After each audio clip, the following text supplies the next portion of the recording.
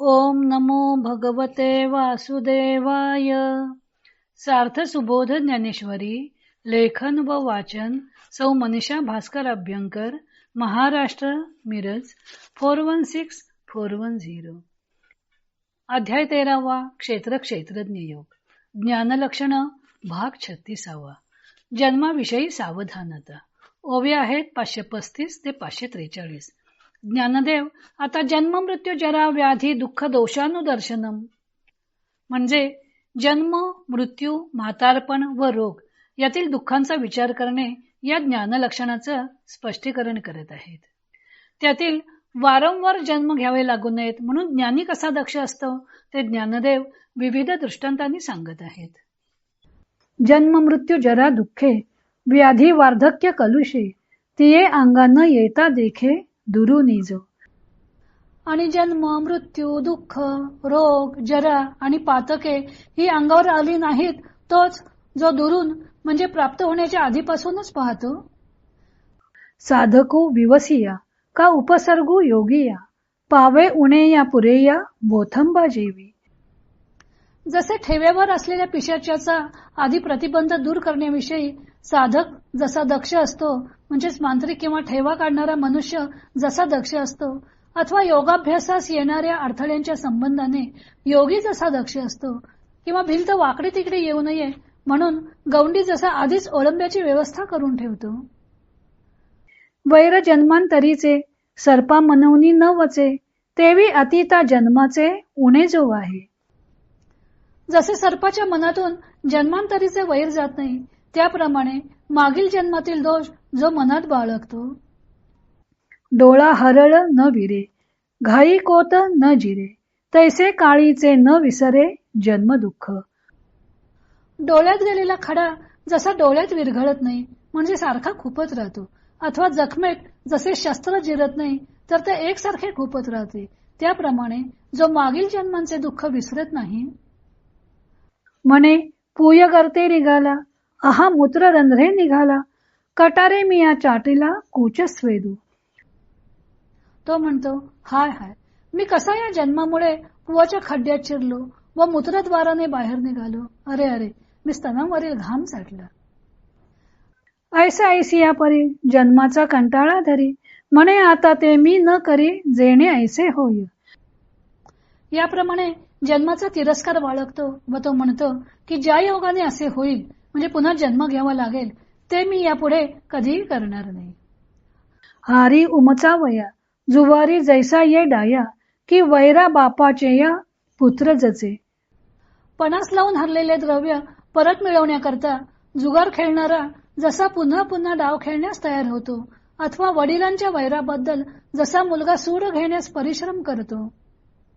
मारिली याचे निरागे पाठीचा जेवी सूड मागे तेने आक्षेपे लागे जन्मापाठी. वडील भावाला मारल्याच्या रागाने जसा पाठचा भाऊ सूड मागतो म्हणजे सूड घेण्याची खटपट करतो तितक्या हट्टाने जो जन्माच्या पाठीमागे लागतो. परी जन्मती हे लाज न सांडी जयाचे निज संभाविता निस्तेज न जिरे जेवी. परंतु संभावित मनुष्यास जसा अपमान सहन होत नाही त्याप्रमाणे ज्याच्या मनाला जन्मास आल्याची लाज केव्हाही सोडत नाही.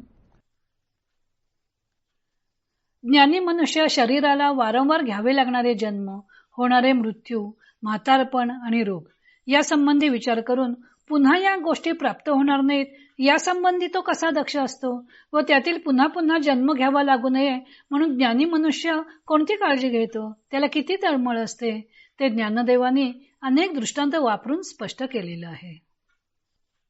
मांत्रिक गुप्त ठेवा हस्तगत करण्याचा प्रयत्न करत असतो. त्यासाठी त्याला त्या ठेव्यावर असलेले गुप्त पिशाच दूर करावं लागतं. त्याशिवाय ठेवा हस्तगत होत नाही. मंत्र म्हणण्यात चूक झाली की ते पिशाच दूर होण्याऐवजी त्याच्याच मानगुटीवर बसते. त्यामुळे मंत्रोच्चार करण्याविषयी तो अत्यंत जागरूक असतो. त्या मांत्रिकासारखा ज्ञानी मनुष्य सुद्धा पुन्हा जन्म घ्यावा लागू नये म्हणून दक्ष असतो. पुन्हा जन्म प्राप्त करून देणाऱ्या गोष्टी तो करत नाही. योगाभ्यास करताना अनेक अडथळे येत असतात पण साधक त्या सर्व अडथळ्यांवर मात करून पुढे जाण्यासाठी दक्ष असतो. तसेच असंख्य गोष्टी ज्ञानी मनुष्याची वाट अडवून उभ्या असतात, पण त्या सर्वांना दूर करत ज्ञानी आपले गंतव्यस्थान गाठतोच. गवंडी भिंत बांधत असतात, ती एका सरळ रेषेत उभी असावी लागते, नाहीतर कोसळण्याचा संभव असतो. म्हणून गवंडी प्रत्येक वीट लावताना ओळंबा लावून ती सरळ रेषेत बसली आहे की नाही याची खातरजमा करून घेत असतो. त्याप्रमाणे ज्ञानी मनुष्य प्रत्येक गोष्ट करत असताना ती गोष्ट आपल्या पुढील जन्माला कारणीभूत तर होणार नाही ना, याबद्दल विचार करत असतो. साप मागील जन्मातील वैर सुद्धा विसरत नाही व त्याचा वचपा तो पुढील जन्मात दंश करून काढतो. ते वैर जसे सापाच्या मनात धगधगत असते, तसेच आपल्या हातून मागच्या जन्मात जे दोष घडले व फलस्वरूप आपल्याला हा जन्म घ्यावा लागला आहे, ते दोष तो लक्षात ठेवतो आणि पुन्हा ते दोष आपल्या हातून घडणार नाहीत याविषयी सावध असतो. नेत्रातील खडा किंवा जखमेतील डोळ्यात गेलेला खडा किंवा जखमेत खुपसलेलं शस्त्र सारखं खुपत राहतं, त्यामुळे मनुष्याला वेदना होतात. तसं मागील जन्मातील दुःख त्याच्या मनात सारखं खुपत असतं. त्या दोषामुळे आपल्याला हा जन्म घ्यावा लागला आहे याचे त्याला अखंड स्मरण असतं व ते दोष पुन्हा आपल्या हातून घडू नयेत यासाठी तो सतत दक्ष असतो. ज्ञानी किती सावध असतो ते ज्ञानदेवाने 6-7 दृष्टांतांमधून स्पष्ट केले. आता तो पश्चाताप कसा करतो ते सांगताना म्हणतात की अरे, आपण हा पुन्हा पुन्हा गर्भवास सोसला, जणू काही पुवाच्या खड्ड्यातच प्रवेश केला व मूत्रद्वाराने बाहेर आलो. किती किळसवाणी स्थिती आपण भोगली. जन्म झाल्यानंतर दूध पिण्यासाठी आपण मातेच्या स्तनांवरचा घाम चाटला. आता असे पुन्हा पुन्हा करावे लागता कामा नये. त्यासाठी तो मोठ्या त्वेषाने प्रयत्न करत असतो. ते ज्ञानदेव 3 दृष्टांतांनी स्पष्ट करतात. जुगारी मनुष्य आपण पणास लावलेले धन जर हारला तर पुन्हा त्वेषाने जुगार खेळायला बसतो. उद्देश एकच असतो की आपले गेलेले धन आपण परत प्राप्त करून घ्यायचे.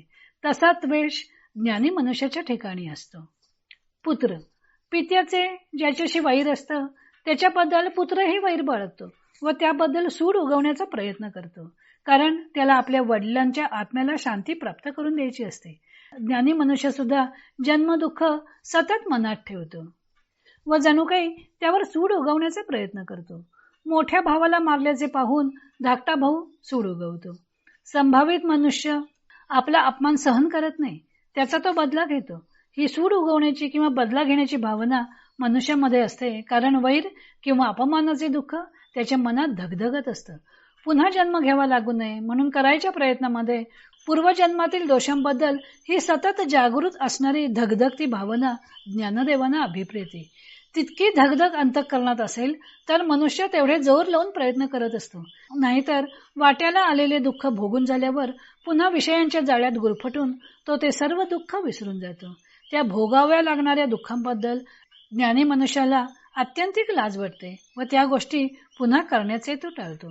पुढे ज्ञानदेव मृत्यूसंबंधी ज्ञानी कसा जागरूक असतो ते स्पष्ट करणार आहेत. तो भाग आपण उद्या पाहू.